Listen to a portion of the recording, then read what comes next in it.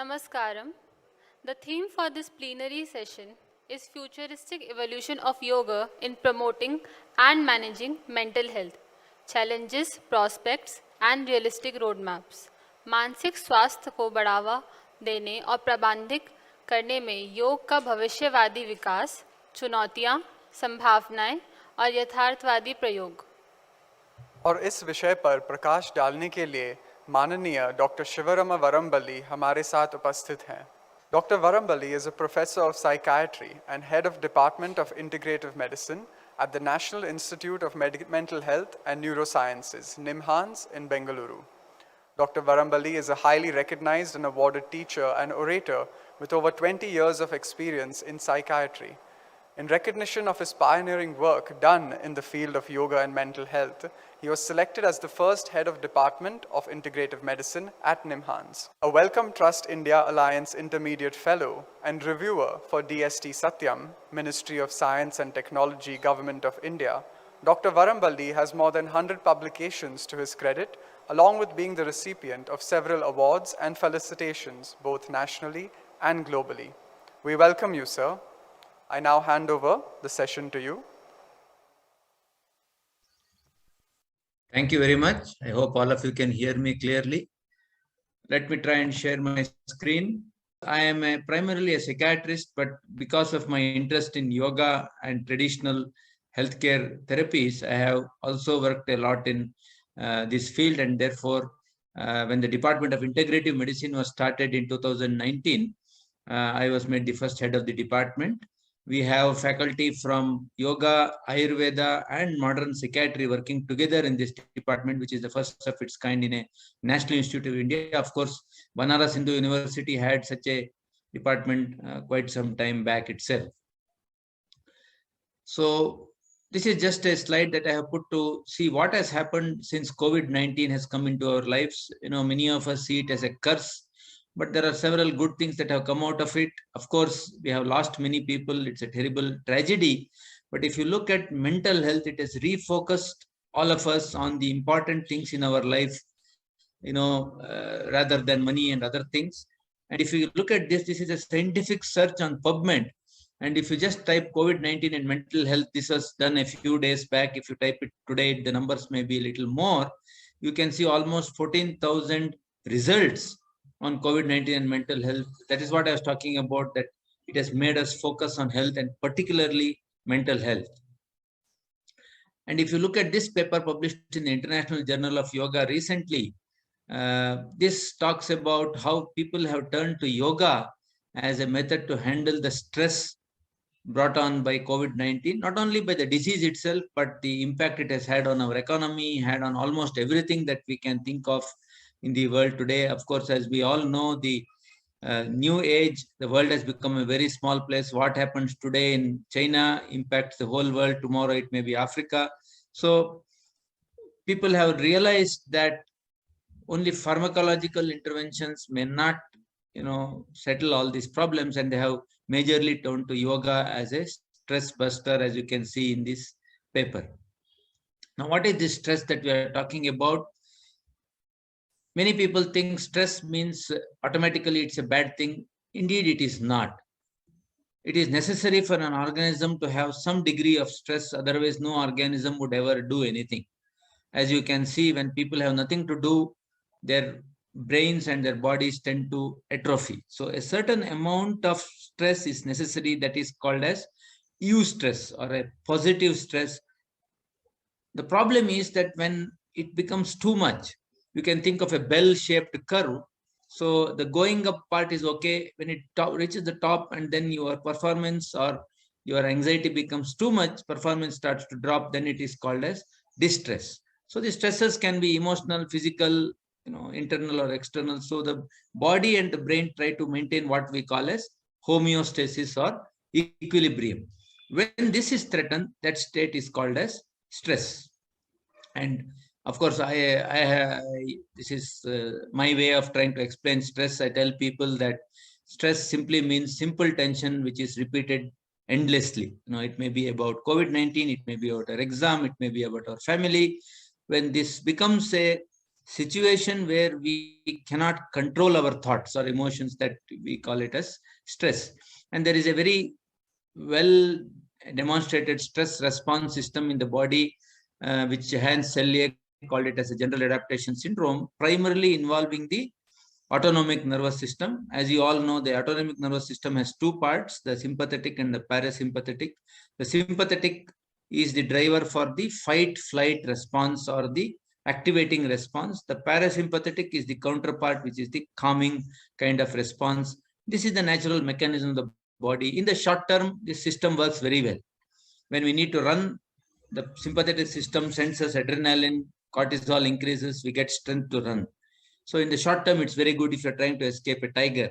But in the long term, when this is unnecessary but still goes on, we get into a very bad, vicious cycle where each thing produces the next response, and then we get into disorders like diabetes and hypertension. And this area in the brain, what is called as the limbic system, amygdala and its surrounding areas, are the primary areas in the brain which control this response. As you can think, what happens when the system is overstimulated? You have uncontrolled emotions, primarily the negative emotions such as fear and anger. Like I said, the fight or flight response in the short term is very useful to us, but in the long term, it can be very dangerous indeed. And the human brain is like a giant circuit house. So there are so many circuits, and whatever circuits runs continuously becomes stronger and stronger. So you have to be very careful. What is the circuit you want to strengthen? You strengthen the circuit of fear, you become a fearful person. You strengthen the circuit of happiness, you become a happy person. You strengthen the circuit of sadness, you become a sad person. So that is a problem. And one of the major stressors, particularly in the context of things like COVID-19, is uncertainty. So if I have got COVID-19, okay, I know I should take care of myself 14 days, okay, things will get over. Will I get, will I not get, will my family member get, will I die? Uncertainty is a very difficult thing to handle. And of course, now in this era, we all know about the connection between the body and the mind. In fact, the medicine, what is called as mind-body medicine, this is a term introduced primarily by Harvard, where Dr. Khalsa works, is now very popular. So the mind influences the body and the body influences the mind. Typically seen, for example, in diabetes and depression. Your diabetes is, not controlled. Your emotions are also not well controlled. On the contrary, if you are emotionally very unbalanced, it's very difficult to control your diabetes as well.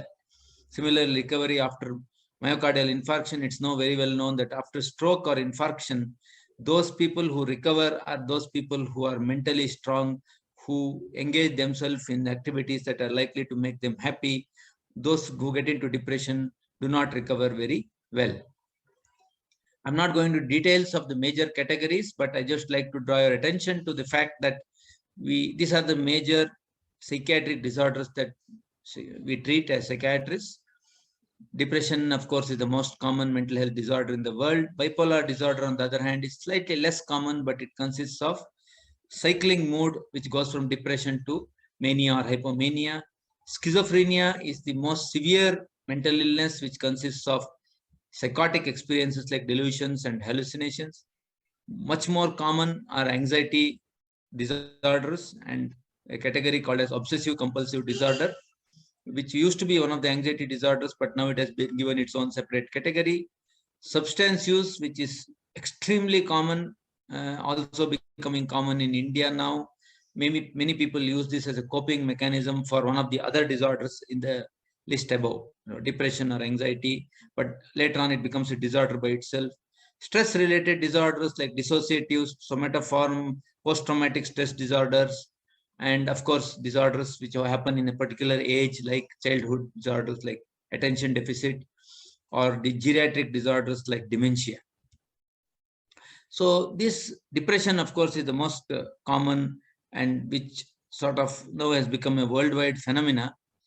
We have, of course, a lot of methods to handle these kind of disorders. Primarily, the easiest to use is pharmacological. The doctor has to just write a prescription, but for the patient, it's a very difficult thing to keep taking medicines. So we have antipsychotics for psychotic disorders. We have antidepressant and anxiolytic for the other disorders. We also have several brain stimulation techniques.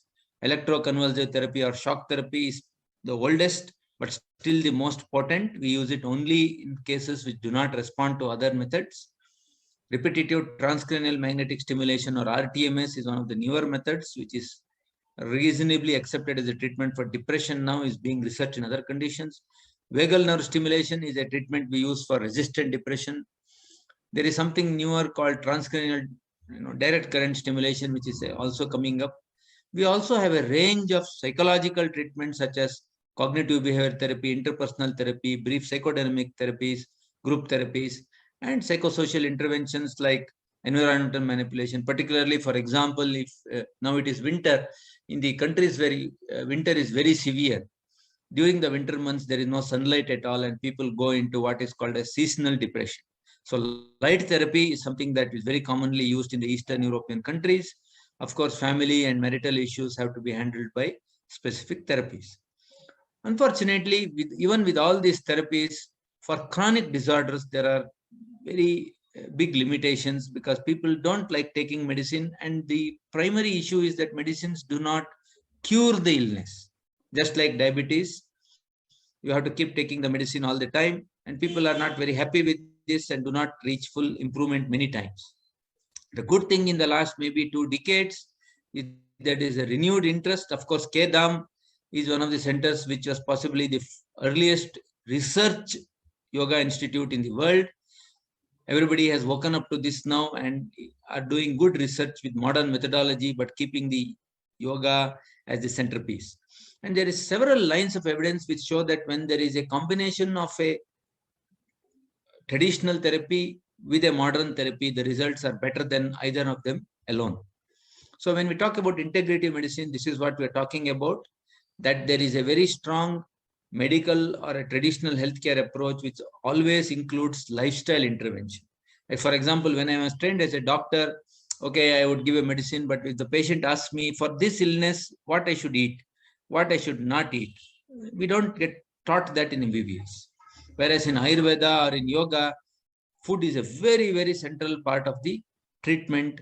Food, what you should do, what time you should get up, what kind of practices you should follow, what food to be taken in which season. This concept is not there in modern medicine, unfortunately.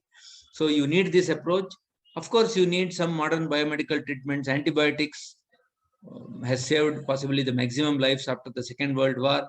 Most importantly, you need to do good research with good research methodology. That is the dictum for any integrative medicine approach right now. But if you ask what is the best way to get optimal health, I don't think anybody can better this. This is from the Bhagavad Gita, which talks about moderation in all aspects of your life. And if you are able to achieve this moderation, then the yogic lifestyle will enable you to escape from all material pains. That's what this from the Bhagavad Gita. Of course, I don't think I have to explain this to this particular audience, but this is something I would like you to, bring your attention to, that this says that there is only chintayastu chitayastu bindu matram visheshtaha, which means there is only a difference of a dot between the funeral pyre and the worry. So the Chitta funeral pyre burns those who are dead, but Chinta burns those who are alive. This is a very prophetic statement, because if you look at the modern view of most of the psychiatric disorders, particularly depression and anxiety, we ruminate about something. We are not able to solve that problem. That leads us into this vicious cycle of becoming anxious or depressed. And men and women, as Martin Seligman puts it, take it out in different ways. The women tend to internalize this and ruminate more. Men tend to externalize it, maybe take it out in terms of violence, in terms of substance abuse, maybe causing trouble to other people. Women, on the other hand, tend to internalize, and therefore his hypothesis was that depression is well known, that depression is much more common in women, some anxiety disorders as well. But the primary work that he did, he's one of the most influential psychologists of the 20th century. he said that we get into a state of learned helplessness. When nothing we do seems to change anything, we become depressed and we don't even see the opportunities that arise in front of us. So how do we solve this problem? Hollywood even made a movie out of it using Will Smith, but such an important question cannot be left to Hollywood, of course, to answer. We might ask a little more qualified people. For example, this gentleman on your screen here, Matthew Ricard, who is now a Tibetan monk. He was a geneticist actually from France, and he is called as the happiest man in the world simply because his brain activity seems to be different than most other people. So he's a very interesting man. But what is more important than him is that he says anyone can do this. What I have done, anyone can do this. It's not that only I can do this. He says anybody can be happy by simply training their brain. Like you train your muscle with the weights in the gym, you can actually train your brain. The mechanism of happiness and suffering is a science of the mind. It's a very remarkable statement that he has made. This is another gentleman who is one of the famous psychologists and the person who is pioneered what is now called as positive psychology.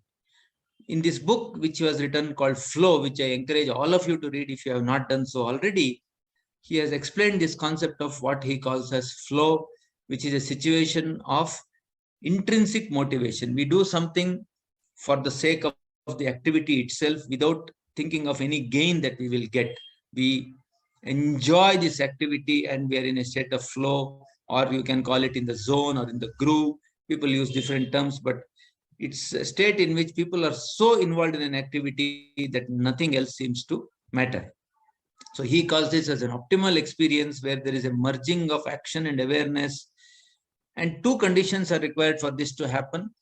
There should be a challenge and there should be a skill in the person that are evenly matched. The challenge is too difficult, people give up, people become upset. You are too skilled, challenge is not big enough for you, you become bored.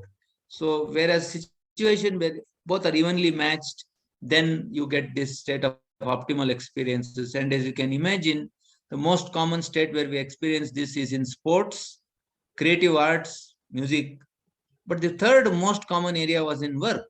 So even at work, it is possible if the work, you are suited to the work, you are skilled enough, and the work is challenging enough, you can achieve this state.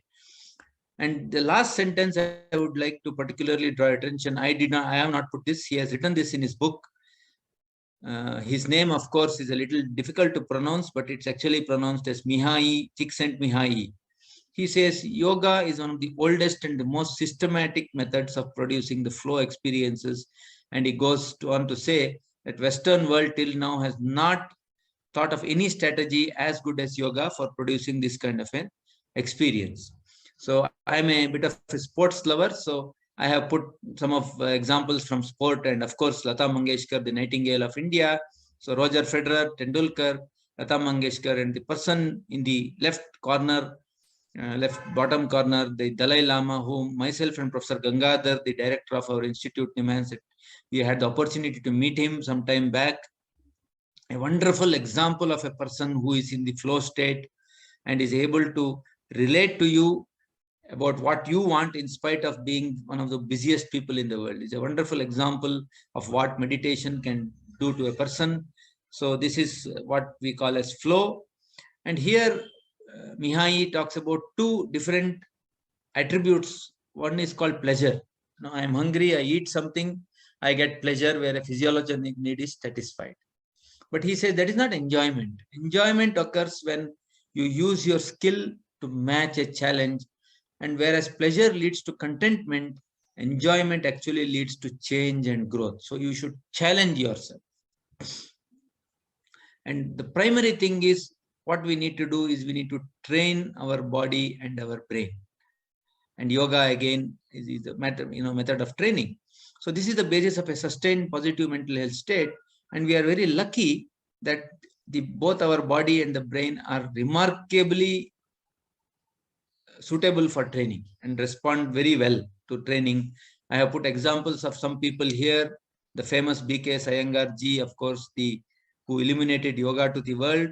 Rahul Dravid, who is now the coach of the Indian cricket team, whose biography reads as the nice guy who finished first. And of course, APJ Abdul Kalam ji, who was our president and showed the way, was a teacher to the point that he passed away teaching a group of students that what he loved doing. But how do we do? How did people train their brain? Here we need to understand how the brain works. Many people compare the human brain to a computer. Of course, some things are similar, but they are very different in one thing, that the brain is a much more flexible than a computer. If one part of the brain is damaged, the brain can reallocate functions, change blood flow, sometimes even change physically, which a computer as of now cannot do. Maybe 100 years later it might. But this is something we need to understand. And the second important point we need to understand is, when I was a medical student, we used to be taught about areas in the brain. Broca's area for speech, this area for movement, and this area for that, and so on. Now we know that the areas are only part nodes of a circuit. Everything in the brain is a circuit. There is a circuit for swimming, there is a circuit for walking, there is a circuit for laughing, there is a circuit for crying. And like I was saying in the beginning, you have to decide what circuit you want to be strengthened. And there, that choice is still in your hand. These all concepts came from a person called as Donald Hebb, who is considered as the father of neuropsychology and neural networks. In his book, Organization of Behavior, he talked about a law which is now called as Hebb's law in neurology. He said neurons that fire together, wire together, and neurons that are out of sync lose their link. So the brain cells which work together become better and better coordinated for working together. This is the basis of what is called as kindling in our brain. It is a good thing as a bad thing as well. For example, epilepsy, that's the problem. When a group of neurons get together and start firing without reason, person has a seizure. You don't control the seizure with medication, this circuit becomes stronger and stronger, and at one point of time, the seizure never stops and the person dies. So, but it's also can be told to a good thing. You have seen people do incredible things with memory, do incredible things with, remembering things or solving complex things. How do they do that? They have trained that circuit to do it so well. And how to train the brain? It's very simple. Practice makes perfect. In fact, in pilots, there is something called as a 10,000 hour rule, which says that if a pilot has flown a plane for 10,000 hours, then he can be trusted to make decisions which impact the lives of 100, 200, or 300 people in an emergency situation. So as such a person, you wake him up at 12 o'clock in the night, he will still fly the plane and land it properly. So this is the training required. We have two kinds of basic memory, which is implicit or explicit. Implicit means that once you learn it, you do not forget it. Like swimming, cycling, once we learn, unless something happens to us in terms of a brain injury, we never forget it. I have not driven a cycle for 10 years. You give me a cycle, I can ride it immediately.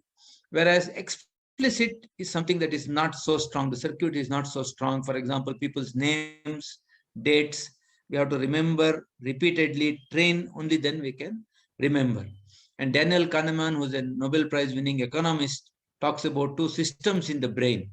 System 1 and system 2. System 1 is the emergency response system, which is needed for, in emergencies.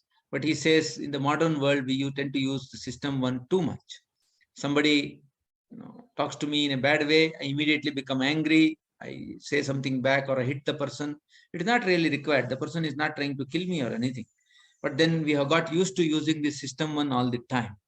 System 2 is the logical system where we think about what we are doing. It's a rational process. He says we don't use that enough. And yoga can be taught as a method of gradually shifting most of our responses to system 2 rather than system 1. So discipline, Anushasana, is a method of bringing the rational mind forward rather than the irrational type 1 response. But very importantly, this is something that science has discovered recently, that we used to think that new neurons, the brain cells, cannot be formed after 6 or 7 years of age. In a big sense, it is still true, but there are certain areas in the brain where neurogenesis or the birth of new neurons can happen up to old age, particularly in an area called as the hippocampus, which is critical for memory. In the scan photo here, the blue area is called as the hippocampus. And this is extremely critical for memory. In people with dementia, you can see in a scan that this area becomes smaller and smaller. How do we promote this process? Promote our brain, our mental health, and train the brain. Yoga is one of the primary methods. Of course, I would like to reiterate here that when I say yoga, I always include meditation. There is nothing called yoga without meditation. It is like physics without mathematics. It simply cannot exist. So all yoga is meditative by definition. Fasting, intermittent fasting, which is something that our traditional Ayurveda and other things talk about, also is known to increase. In fact, the single strongest evidence for extending life is reducing calories. You eat less, you live longer. It's as simple as that. Having new or novel experiences is a good way of promoting neurogenesis. So if you want to learn the sitar or the violin at the age of 65, please do not hesitate, do so. You want to learn a new skill, a new language, please do so. So having novel experiences, traveling, reading. When I say reading here, I mean involved reading to the extent that you forget who you are and become immersed in your reading. That is again a good way to generate new neurons.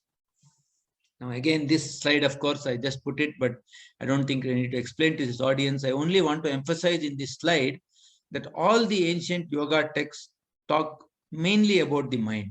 The body is a very peripheral part of the yogic understanding. So the people who think that yoga is a physical exercise miss this point entirely. That if you look at Patanjali, for example, he says, yoga chitta vritti nirodha.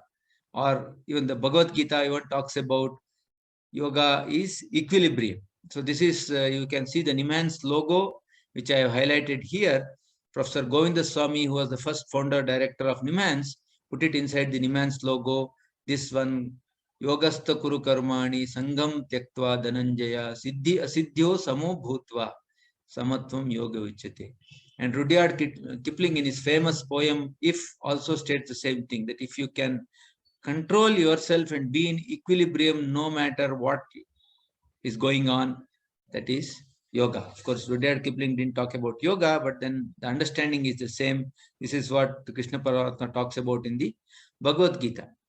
This is something that I repeat in almost all my presentations. B.K.S. Iyengar ji and a person, of course, I don't know, but it looks very similar.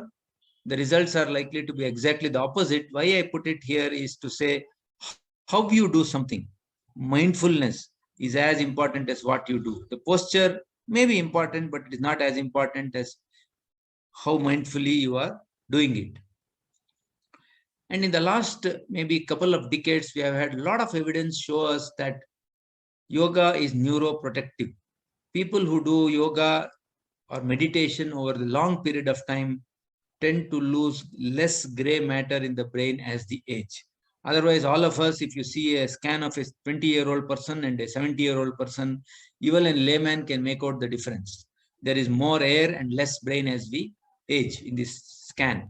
Whereas people who practice yoga and meditation, the process happens much more slowly. And then maybe you can understand the secret of how B.K.S. Iyengar used to teach yoga till in his 90s. We did a small experiment in people living in old age homes in Bangalore, where one of our PhD students, Dr. Hari Prasad, went and taught them yoga for 6 months. And we were able to clearly demonstrate an improvement in their memory, also in their sleep, quality of life. And as I'm going to go on to show you, a small change in their brains as well.